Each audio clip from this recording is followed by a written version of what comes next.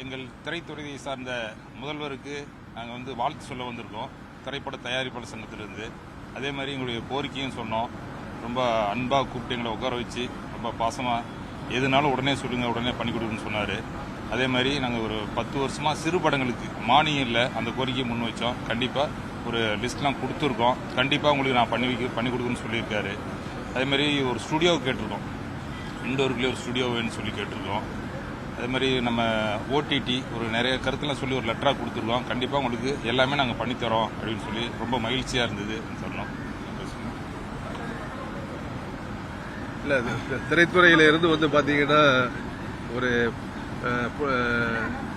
அண்ணா, கலைஞர், எம்ஜிஆர், ஜெயலலிதாவுக்கு அப்புறம் பார்த்தீங்கன்னா ஒரு திரையுலகத்திலேருந்து வந்து ஒரு தமிழ் திரையுலகிலிருந்து வந்து ஒரு முதலமைச்சர் இங்கே வந்திருக்காரு. அதுக்கு தமிழ் தயாரிப்பு சங்கத்தின் நிர்வாகிகள் எல்லாரும் வந்து அவருக்கு வாழ்த்துக்கள் கூற வந்திருக்கோம். வாழ்த்து சொல்லும்போது ரொம்ப அன்பாக கவனிச்சு உங்கள் திரையுலகம் என்னென்ன குறைகள் இருக்குன்னு கேட்டார். எல்லாமே உங்களுக்கும் தெரியும், இந்த இண்டஸ்ட்ரியில் இருந்திருக்கிறீங்கன்னு சொல்லி எங்களோட சில கோரிக்கைகளை சொல்லியிருக்கோம். வந்து அது கூடிய சீக்கிரம் வந்து எல்லாத்தையும் நல்ல முறையில் பண்ணி கொடுக்கணும்னு சொல்லி முதல்வர் எங்களுக்கு வந்து அன்பான வாக்குறுதிகளை கொடுத்துருக்காங்க.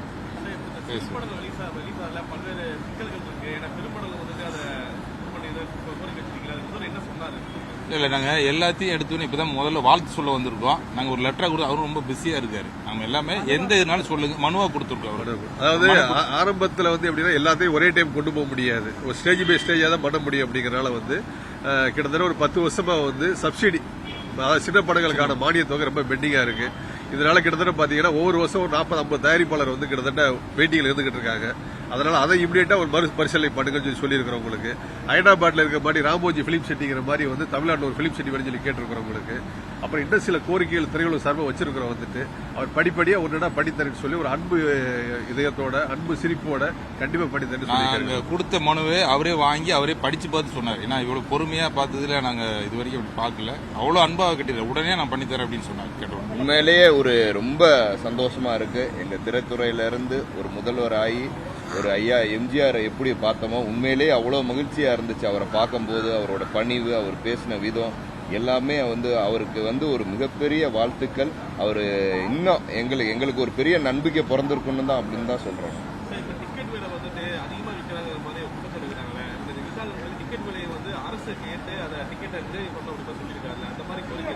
இல்ல, அந்த கோரிக்கையும் கொடுத்துருக்கோம். ஆன்லைன் டிக்கெட்டிங் பண்ண சொல்லி அதையும் சொல்லியிருக்கோம். எல்லாம் ஃபுல் மனுவாக கொடுத்துருக்கோம். அது எல்லாம் ஒரே டைம்ல சொல்ல முடியாது. அதனால ஒன்னொன்னா முதல்ல அவருக்கு ஒரு வாழ்த்து சொல்ல, நேரில் வந்து வாழ்த்து சொல்ல தயாரிப்பாளர் சங்கம் சார்பாக வந்து நாங்கள் நிர்வாகிகளாக வந்திருக்கோம். அதாவது வந்து நாங்க கொடுத்த மனுவை பரிசீலிச்சு என்னால வந்து இண்டஸ்ட்ரிக்கு என்ன நல்லது, நாங்க கொடுத்த மனு பரிசீலிச்சு இண்டஸ்ட்ரிக்கு என்னால என்ன பண்ண முடியுமோ அதை நான் கண்டிப்பா பண்றேன்னு சொல்லிட்டு உத்தரவாதம் கொடுத்திருக்காரு. அதே எங்களுக்கு ஒரு பெரிய ஒரு பலம். ஆக்சுவலா வந்து இவ்வளோ ஒரு நாங்க எதிர்பார்க்காதது அவர் வாயாலே சொன்னது எங்களுக்கு ரொம்ப சந்தோஷமா இருக்கு. நாங்க ரொம்ப மகிழ்ச்சியா வந்துட்டு இருக்கோம். சமீபத்துல தயாரிப்பாளர் சங்கம் வந்து ஒரு நாள் ஸ்ட்ரைக் கூட பண்ணிருந்தீங்க. நடிகர் நடிகைகள் வந்து இந்த சம்பள பகிர்வு இருக்கணும் அப்படின்னு சொல்லி அந்த பிரச்சனை சரியாயிடுச்சுங்களா? இல்ல சரியாகல. இல்ல பேச்சுவார்த்தை திரும்ப பேச்சுவார்த்தை வந்து இப்ப அடுத்த வாரத்துல இருந்து ஆரம்பிக்க போறோம். பேச்சுவார்த்தை டைம் சொல்லியிருக்கிறாங்க. அநேகமா அடுத்த மாசம் ஃபர்ஸ்ட் வீக்ல இருந்து அது இனிஷியலுக்கான ஸ்டேஜ் அப்படி ஆரம்பிக்க.